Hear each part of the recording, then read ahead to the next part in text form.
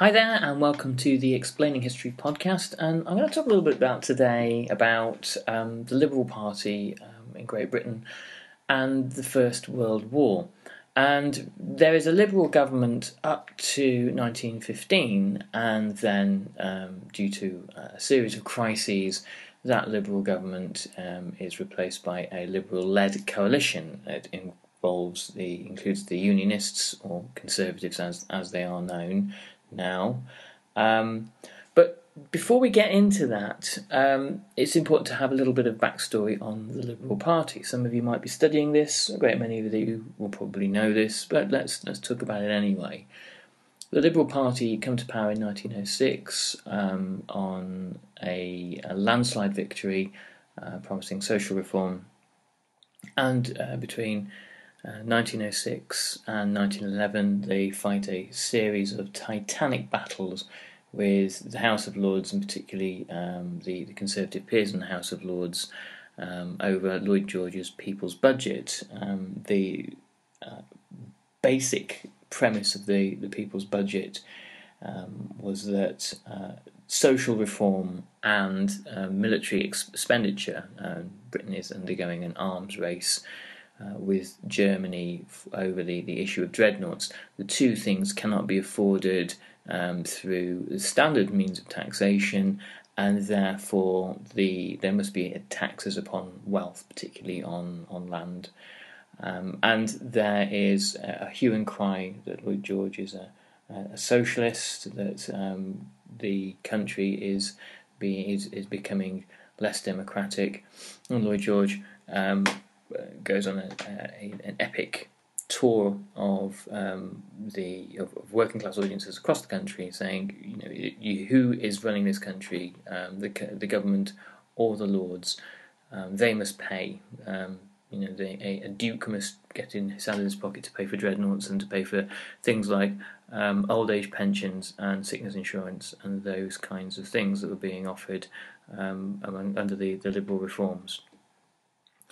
That doesn't spare the Liberals from three crises. Now, there's a very famous book, of which I'm sure probably a whole bunch of you are aware, George Dangerfield's The Strange Death of Liberal England, and he puts forward a thesis that before the war, three crises are mounting. There is a potential civil war brewing over the issue of Home Rule in Ireland. And this civil war issue is something, reading Christopher Clark's Sleepwalkers, that much of the rest of Europe seemed acutely aware of and seemed to almost be predicting. So there's a possibility of a home rule between a civil war over the issue of home rule between Catholics and Protestants in Ireland.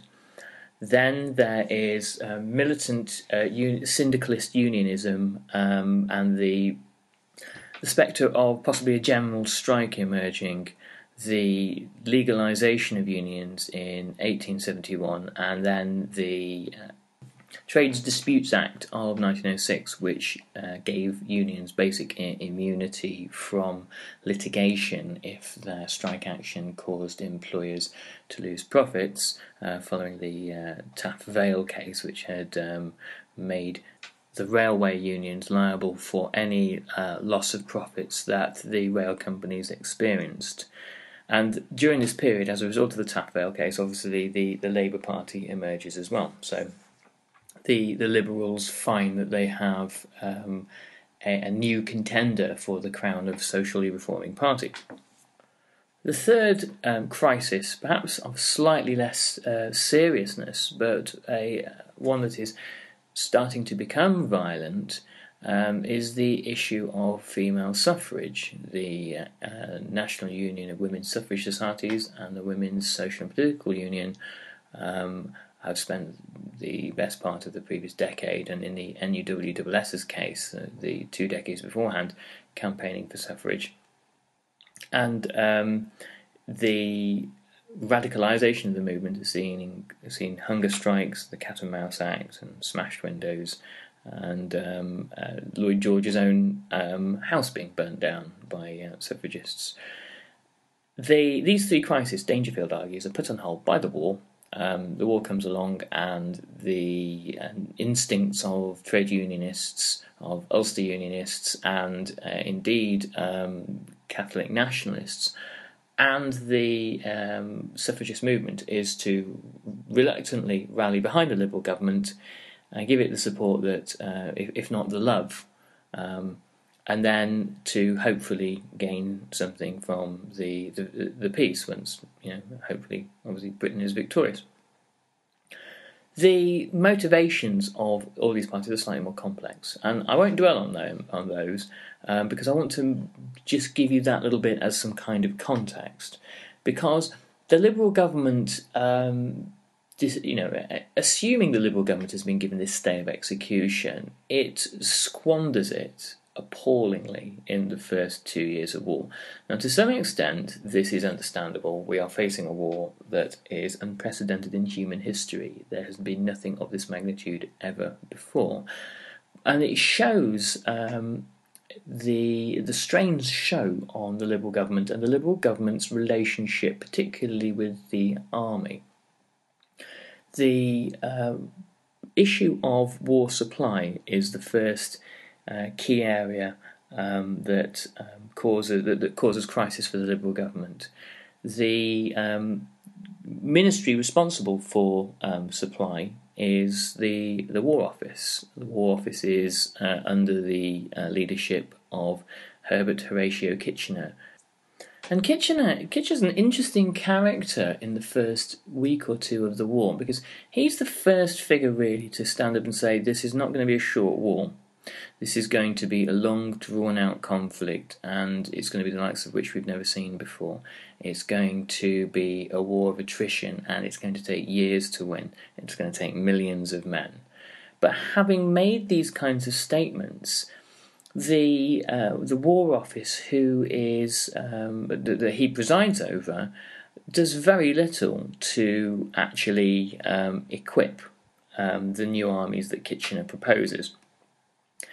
Kitchener does an excellent job of raising huge new armies, and the British Expeditionary Forces sent to France is a tiny 10-division army, 6 infantry, 4 cavalry, and it is a kind of a gnat compared to the might of the French army and the German army. But it is professional, and it's non-conscript, so it performs, punches above its weight considerably.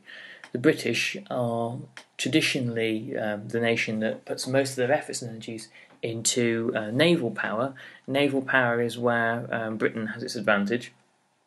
Britain in the First World War and in the Second World War, there are significant voices, normally people like Churchill, in both wars, that argue fight a war at the periphery, fight in places like Gallipoli, fight in places like North Africa in the Second World War.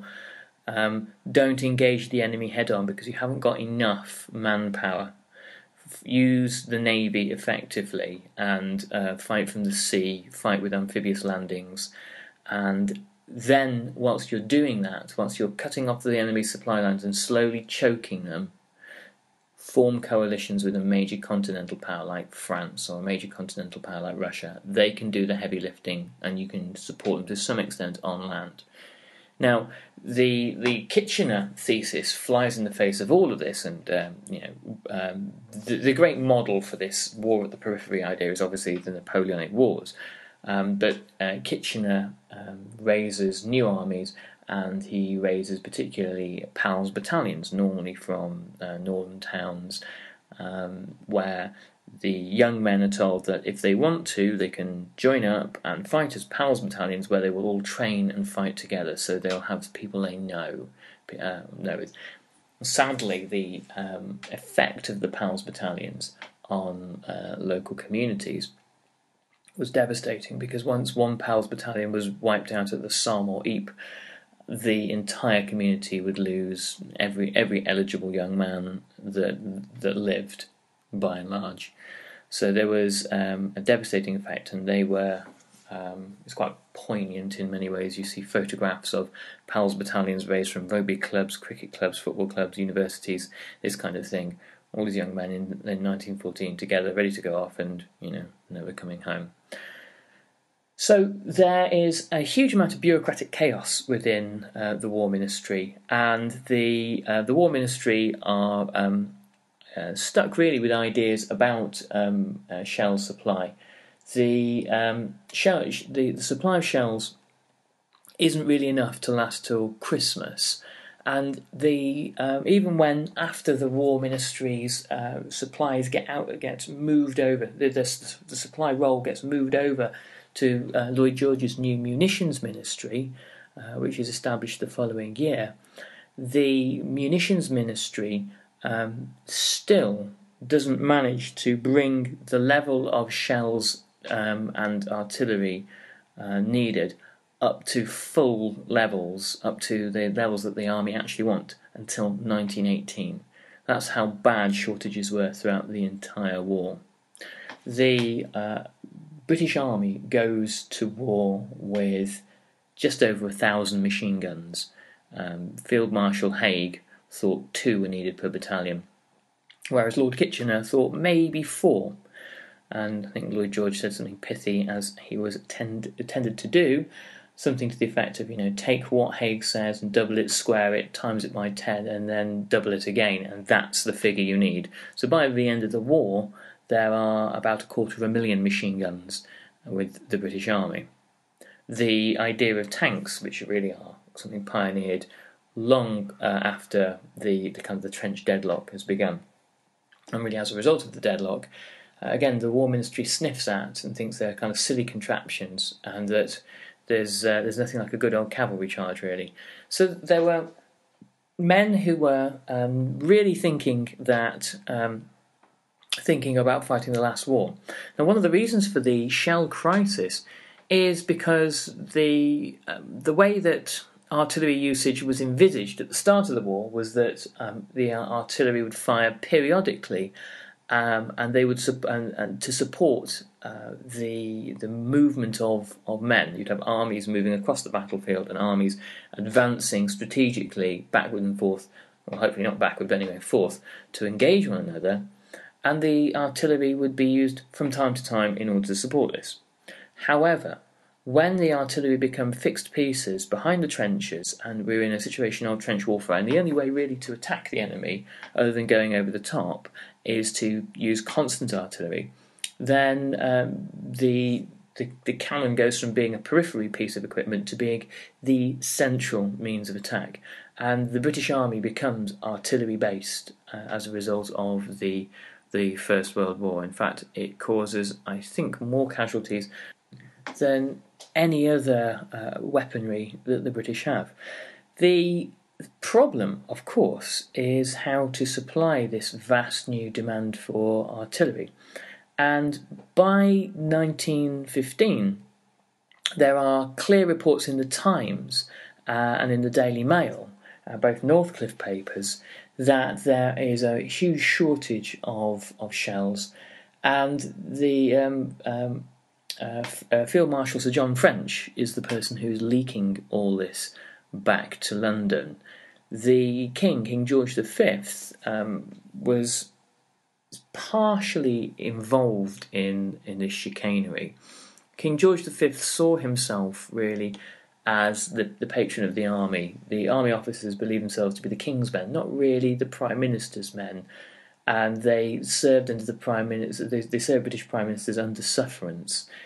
King George was a figure who was there to be consulted, to advise and to warn, as is protocol for modern British monarchs.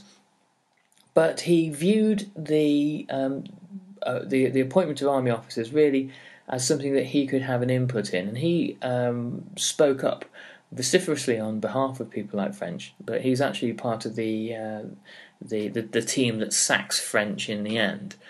And he is also somebody who helps to channel the grievances of generals in the right direction. Asquith, throughout this period of time, is a surprisingly laissez-faire Prime Minister. The war is being run really by Kitchener and Churchill, to a lesser extent until he becomes Minister of Munitions, Lloyd George. Lloyd George at this point is the Chancellor, and a little bit by Kitchener and the Thorn in both Kitchener and Lloyd George's side, Jackie Fisher, who until 1915 held the office of First Sea Lord. So this little triumvirate are partly responsible for Gallipoli. There is a need, once the Western front has ground to a halt and trench warfare is the mode of fighting, it's seen that there is a need to break deadlock, and the Dardanelles Campaign is dreamt up in order to knock Turkey out of the First World War and really create what Churchill believes will be a soft underbelly approach into Europe. And there are moments where it looks like it's going to succeed. Hindenburg, in his diaries, believes that had the British been able to land at Alexandretta, then Turkey would have been knocked out of the war and Germany would have been terrifyingly surrounded. If British and Russian armies had been able to meet up, that possibly would have been the end for the German-Austrian axis. But mercifully, a dispute with the French prevents this from occurring. The Dardanelles Campaign, I don't want to go into that too far because it's a topic of a separate podcast, I think, really. But the Dardanelles Campaign ends in disaster. It ends in Churchill being forced to resign in disgrace and go and do a stint with the Black Watch on the Western Front. It ends in Fisher leaving the Admiralty and he had huge misgivings about the campaign to start with and thought it wasn't going to work. But he resigns in disgust and leaves Kitchener hugely marginalised. And the problem as well is that you have this mounting scandal over the shells issue, the ammunition crisis. And Kitchener goes from being this quite visionary figure, this impressive former Imperial War hero, the man who called the war just right in 1914 and knew exactly what was going on, to being an increasingly irrelevant and rather embarrassing figure who is not seen as being a safe pair of hands. Asquith is quite happy to channel all the bad news towards these three figures anyway. It suits him fine. And he doesn't realise that at a certain point in the future he's going to make a catastrophic blunder. The blunder that he makes is by giving Lloyd George command of the new Ministry of Munitions. He knows Lloyd George is a spectacularly effective, talented, skilled man who understands organisation, he understands business, and he knows how to deal with the unions as well, and he knows how to keep them, the trade unions, sweet, so that there isn't any outbreak of industrial unrest. There is considerable industrial unrest, but there's not sufficient industrial unrest as may threaten a major strike or perhaps even, God forbid, a general strike. Lloyd George knows how to compromise, to conciliate. And Lloyd George creates through the Defence of the Realm Act, he manages to control large swathes of British industry, the British defence industry, and he's able to requisition at cost, and so he pays good money for it, all the resources he needs to build a new munitions industry. He himself, the ministry itself, builds 281 factories. It has 50,000 staff by 1918 and commands 3 million workers. So this is the scale of the operation that wins the war. And it is very much, the First World War is very much a war based on logistics and economics. And that's how it's won. If the Germans are only really defeated on the battlefield in 1918, they are triumphant in most theatres between now and then, between 1914 and 1918. But that kind of doesn't matter, unfortunately. This is the banal logic of war that the militarists within the German army never quite fully grasp. heroic bravery has got nothing on the ability to mass produce arms. So Lloyd George manages to come to a compromise with the trade unions, which enables them to accept unskilled workers into the workplace, who will then replace men who've gone off to fight on the front, on the understanding that these jobs will go back to returning veterans at the end of the war, and there will be a general agreement to try to limit strikes. And Lloyd George comes out of this looking great. He comes out of this as a man with a common touch against the increasingly distant Asquith. So when it finally comes in 1916 over the issue of conscription for Lloyd George to replace Asquith as the head of the coalition, he manages to do so with aplomb, and he uses everything all the credit he's built up as the man who is organising to win the war up until that point. The creation of the coalition by Asquith is really an attempt to shore up a flagging Liberal government.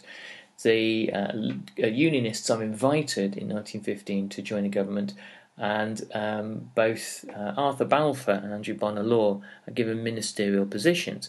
But Asquith keeps the top jobs in Liberal hands: the Prime Minister, Foreign Secretary, Chancellor, anything worth having, really. Bonar Law, not really befitting his status as leader of the opposition, is given the Colonial Office, which is seen by many as being something of a backwater. So they call it a coalition, but it's not really a fair partnership between the two parties. It is Asquith making sure that he wins the game, if only for a year, because in 1916 he's replaced by Lloyd George, who then goes on for the second half of the war to be accredited in the public eye, at least, as the man who wins the war. Anyway, I hope you found that useful and interesting, and I'm going to catch you on the next Explaining History podcast. We've got some cool stuff coming up.